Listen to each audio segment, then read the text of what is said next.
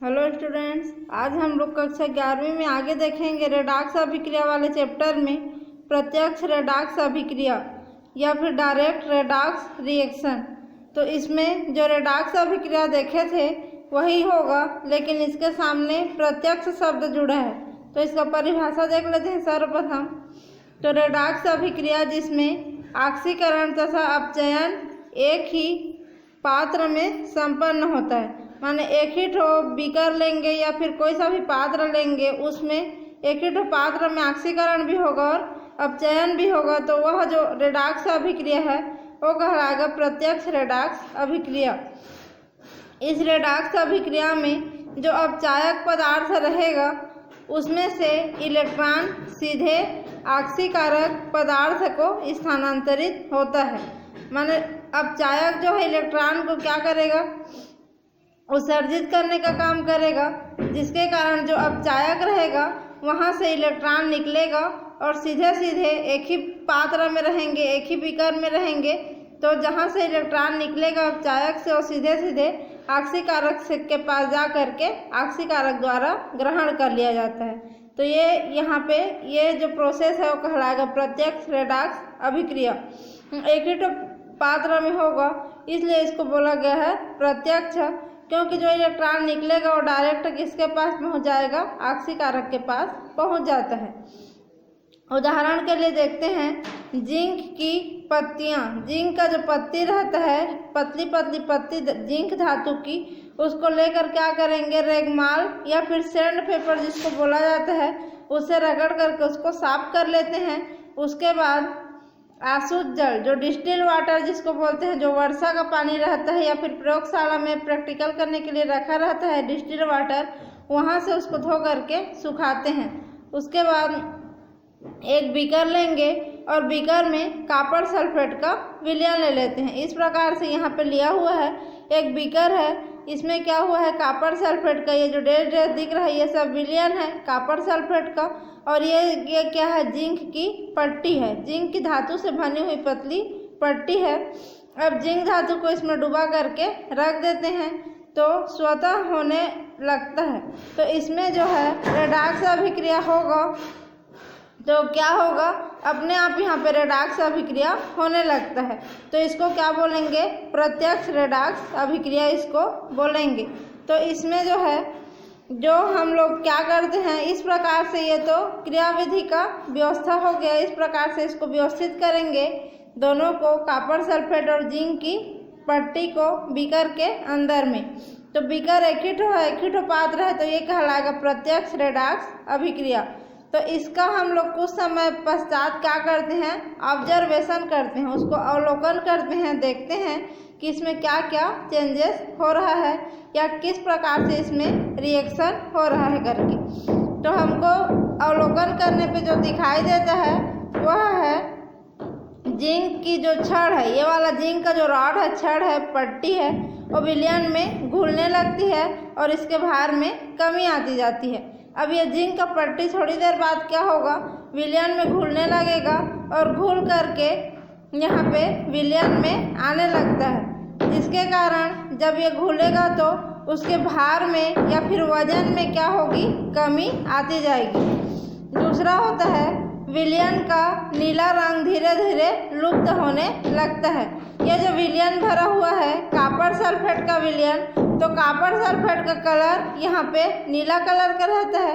तो जब जिंक की पट्टी यहाँ से घुलना शुरू करेगी तो जिंक की पट्टी के घुलने के कारण जो कॉपर सल्फेट का नीला रंग है वह धीरे धीरे क्या होगा, गायब होने लगेगा।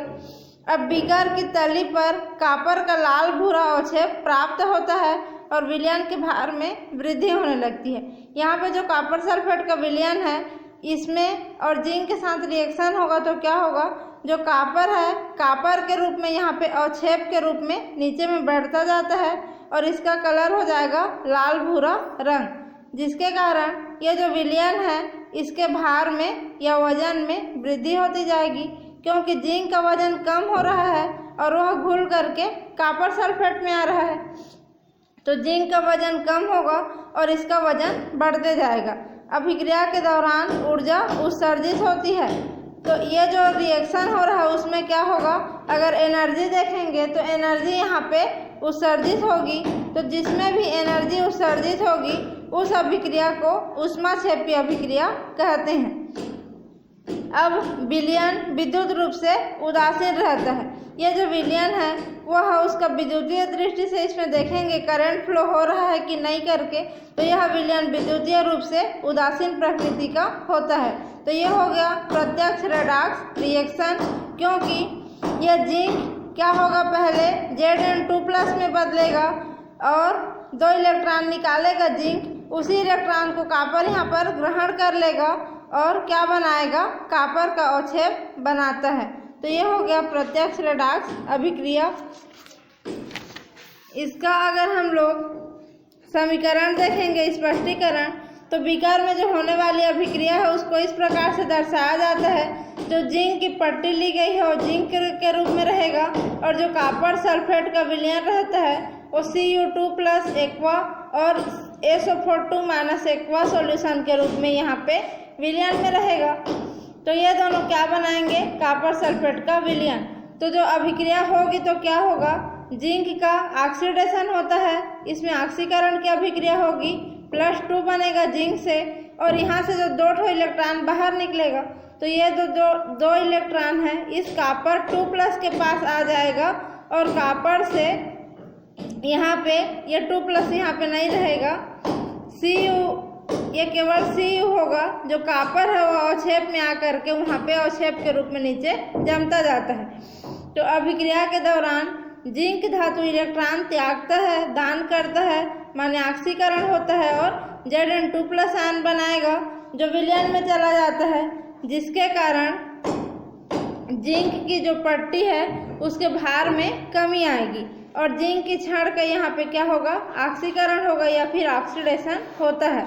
दूसरी तरफ अगर देखेंगे तो जो जिंक 2 इलेक्ट्रॉन दान कर रहा है उस त्यागे हुए इलेक्ट्रॉन को विलयन में जो ये Cu2+ आयन रहता है ये आयन उसको ग्रहण कर लेगा और Cu2+ से अपचयित होकर के क्या बनाता है, ये यहाँ पर 2+ नहीं रहेगा ना, इसको 0 कर लेना, आप लोग सुधार लेना बुक में Cu2+ दिया है, इसको लिख लेना Cu0।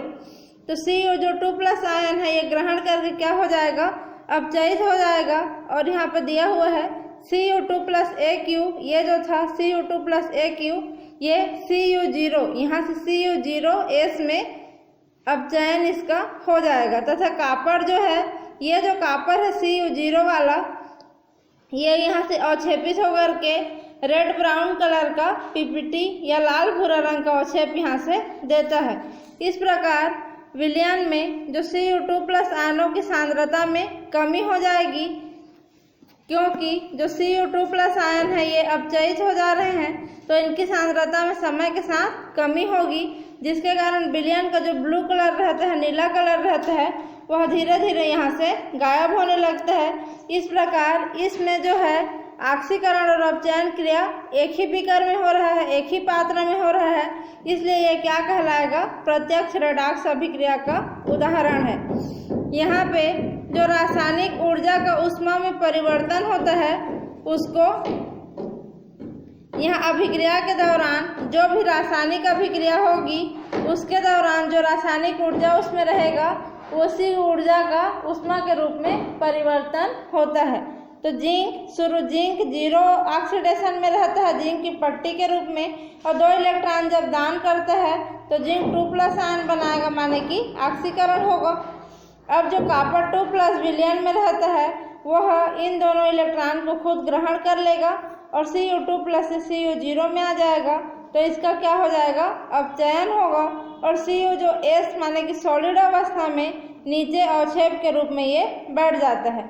यह हो गया कंप्लीट यहाँ पे। अब जो दूसरा आता है वह है अप्रत्यक्ष रेडॉक्स अभिक्रिया, या इसको बोलेंगे इनडायरेक्ट रेडॉक्स रिएक्शन। तो यह रेडॉक्स अभिक्रिया जिसमें ऑक्सीकरण और अपचयन दोनों अभिक्रियाएं 2 अलग अलग पात्रों में होती है, तो यह अभिक्रिया क्या कहलाएगा, अप्रत्यक्ष रेडॉक्स अभिक्रिया कहलाएगा। देखो एक पात्र में ले क्या होगा, ऑक्सीकरण होगा और दूसरे पात्र में क्या होगा, अपचयन होगा।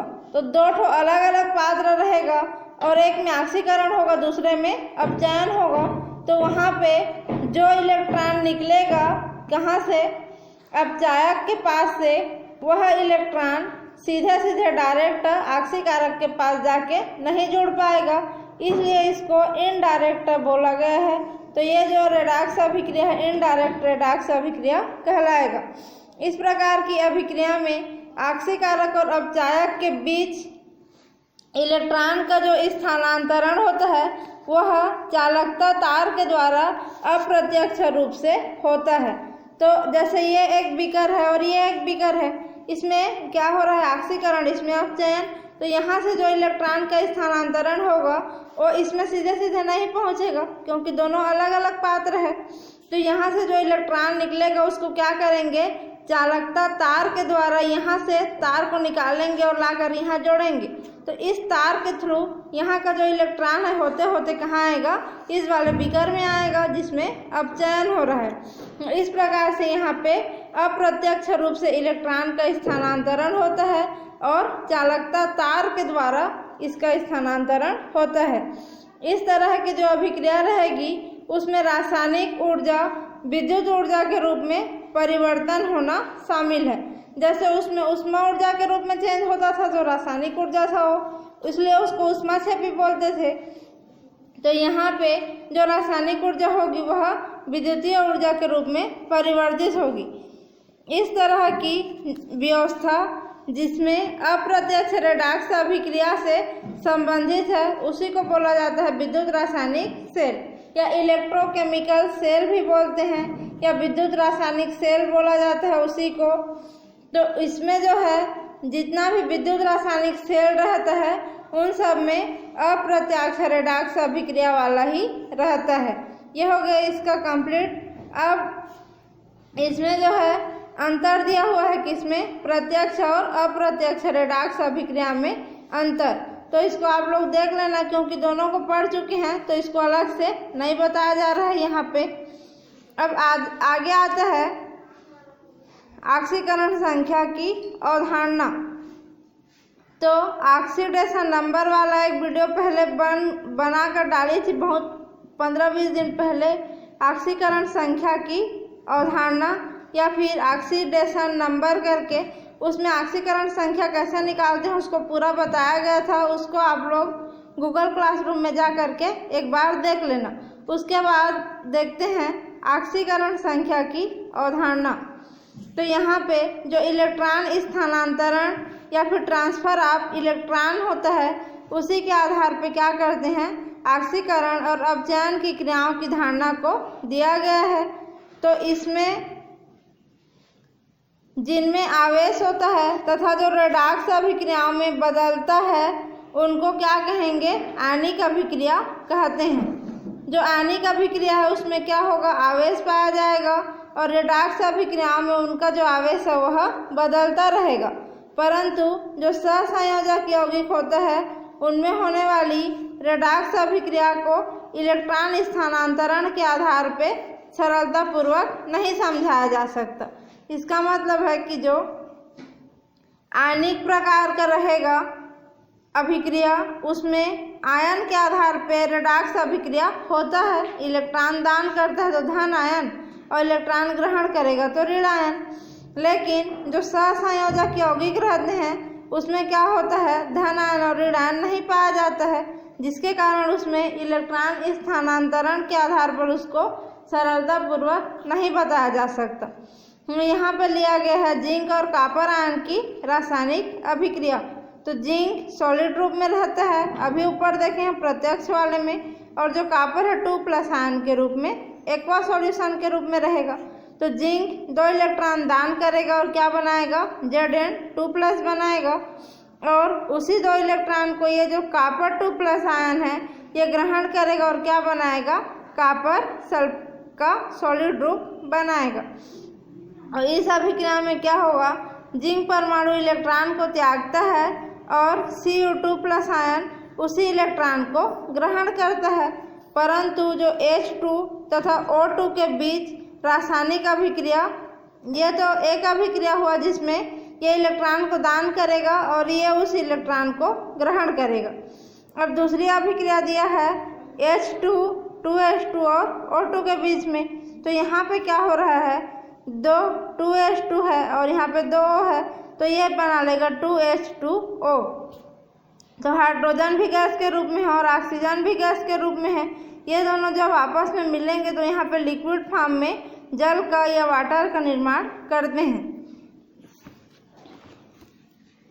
तो यहाँ पे क्या दिया गया है कि जो इलेक्ट्रॉन का आदान प्रदान सरलता से इसमें नहीं समझाया जा सक रहा है कि जब जल का निर्माण होता है तो हाइड्रोजन और ऑक्सीजन मिलते हैं, उसमें क्या हो रहा है, इलेक्ट्रॉन के आदान प्रदान को आसानी से नहीं समझाया जा सक रहा है। इसलिए इलेक्ट्रॉन के स्थानांतरण को किसी भी स्पीशीज में सरलतापूर्वक समझाने के लिए क्या किया गया था, ऑक्सीकरण की अवधारणा का प्रवेश या प्रयोग किया गया था।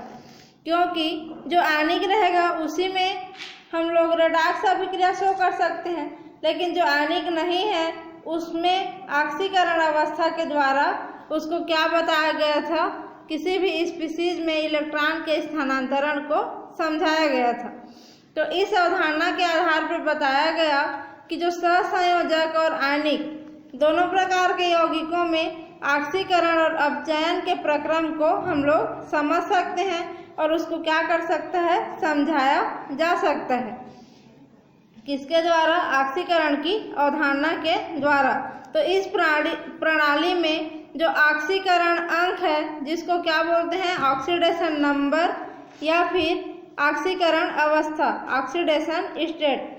तो जो ऑक्सीकरण अंक है उसी को बोला जाता है ऑक्सीडेशन नंबर या फिर ऑक्सीडेशन स्टेट। तो उसकी कल्पना इसी अवधारणा के अंतर्गत की गई थी और बताया गया कि किसी तत्व के ऑक्सीकरण अंक में परिवर्तन होना यह दर्शाता है कि ऑक्सीकरण अथवा अपचयन हुआ है।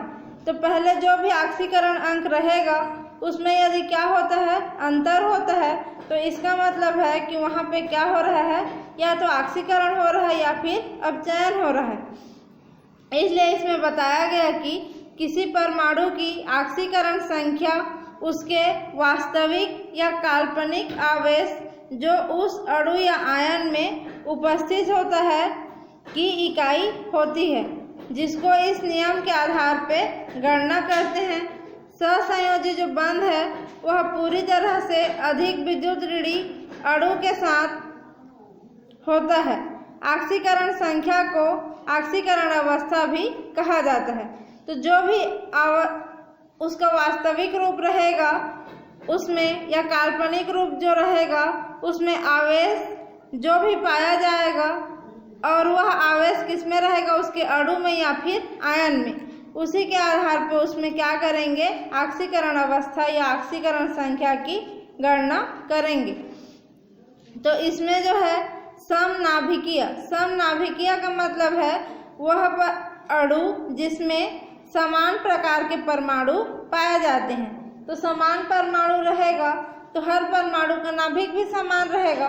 तो ऐसे अणु जिसमें एक ही प्रकार के परमाणु के नाभिक रहेंगे उसको बोलेंगे समनाभिकीय और विषम नाभिकीय। विषम नाभिकीय का मतलब है ऐसे अणु जिसमें अलग अलग प्रकार के परमाणु रहेंगे और वे मिल करके अणु का निर्माण करेंगे। तो अलग अलग प्रकार के जो परमाणु रहेंगे तो उसमें उनका नाभिक भी अलग अलग रहेगा, इसलिए ऐसे अणुओं को बोला जाता है विषम नाभिकीय अणु। तो इसके उदाहरण द्वारा इसको यहाँ पे बताया गया है किसको, ऑक्सीकरण अवस्था को। तो सबसे पहले बताया गया है समनाभिकीय अणु का। तो जब दो समान परमाणु, समनाभिकीय में क्या होगा, समान परमाणु रहेंगे और इलेक्ट्रॉनों का आपस में साझा करेंगे और क्या बनाएंगे, अणु बनाएंगे।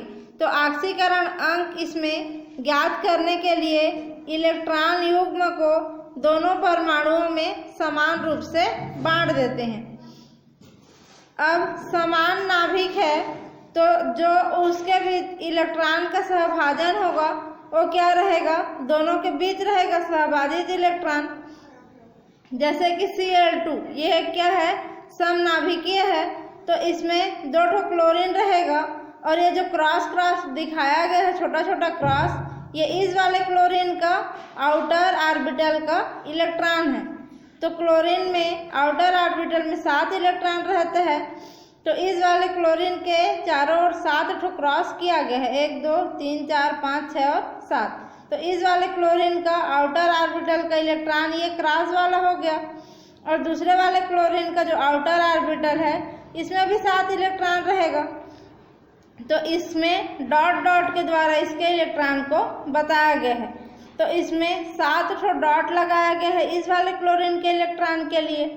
तो इसमें जब ऑक्सीकरण अवस्था निकालेंगे तो क्या करेंगे, जो अब इसमें 7 इलेक्ट्रॉन है, इसमें 7 इलेक्ट्रॉन है, तो इनको जब ये अणु का निर्माण किए थे उस समय क्या किए थे, अपना एक एक इलेक्ट्रॉन का सहबाधन किए थे, या सहसंयोजी बंध बनाने के लिए दोनों के एक एक इलेक्ट्रॉन का साझा हुआ था यहाँ पे, तभी Cl2 का निर्माण हुआ था।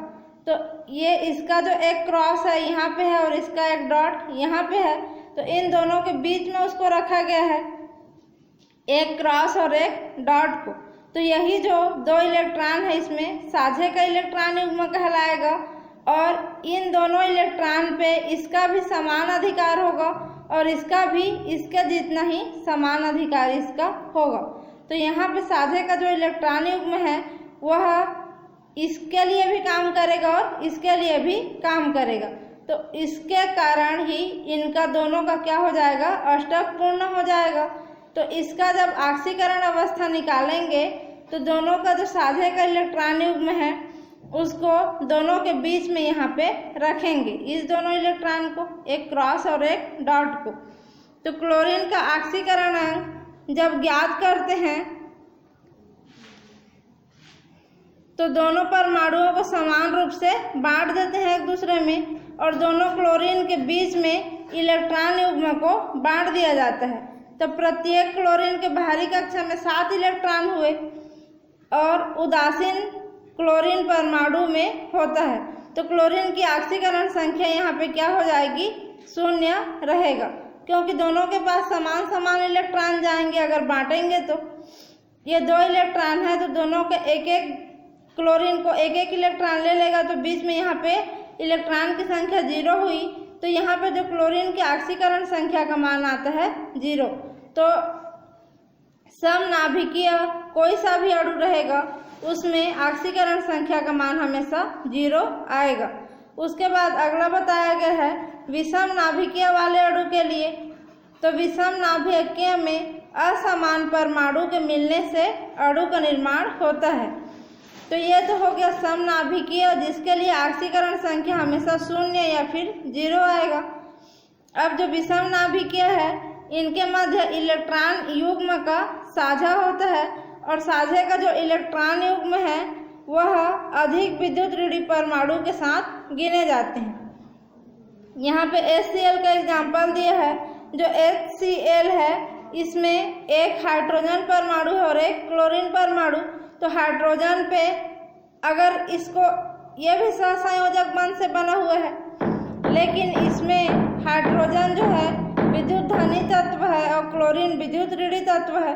तब इसमें जब इनका विभाजन होगा तो H में धन आयन आएगा H+ के रूप में, और क्लोरीन में आएगा Cl- आयन। तो हाइड्रोजन जो है विद्युत धनी है और क्लोरीन हाइड्रोजन की तुलना में अधिक विद्युत ऋणात्मक परमाणु है, जिसके कारण इसमें जो साझे का इलेक्ट्रॉन युग्म होगा वो किसके पास जाएगा, क्लोरीन के पास जाता है।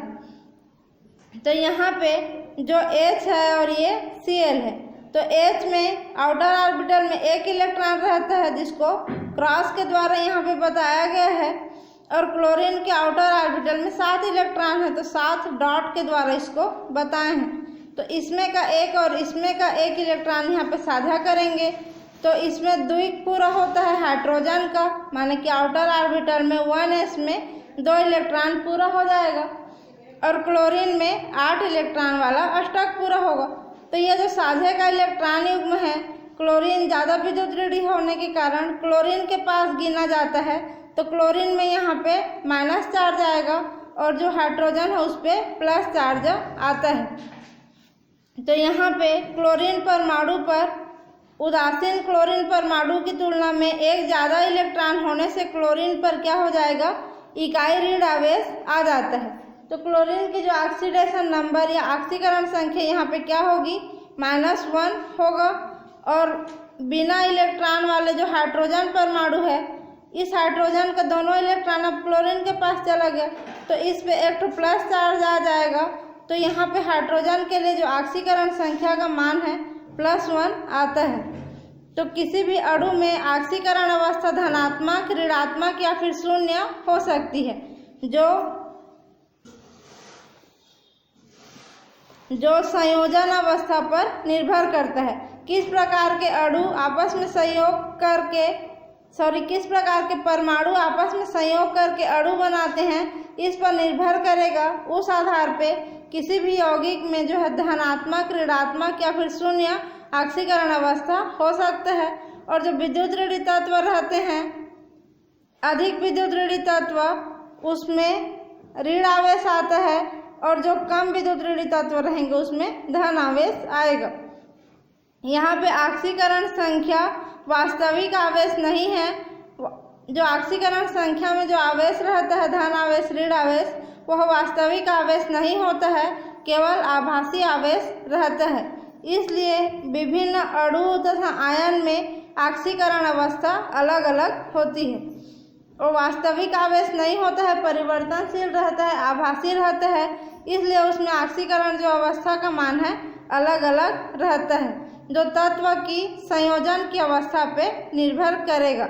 अगर समनाभिकीय संयोजन है तो 0 हो सकता है, और विषम नाभिकीय संयोजन है तो धनात्मक या फिर ऋणात्मक ऑक्सीकरण संख्या हो सकती है। उसके बाद आगे दिया गया है ऑक्सीकरण संख्या निर्धारित करने के नियम, तो इसको कल देखेंगे। अभी के लिए बस यहीं तक।